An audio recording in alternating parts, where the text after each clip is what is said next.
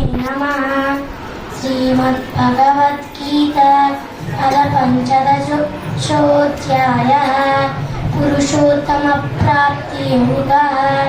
श्रीभगवानुवाच ऊर्ध्वमूलमदशाकम् अश्वत्थं प्राहुरव्ययम् छन्दांसि यस्य पर्णानि यस्तं वेद स वेदवित्।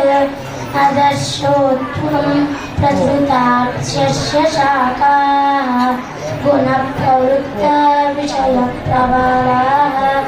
अधश्च मूलान्यनुसन्ततानि कर्मानुबन्धीनि मनुष्यलोके न रूपमस्येह ततोपलभ्यते नान्तो न चादिर्न च सम्प्रतिष्ठा।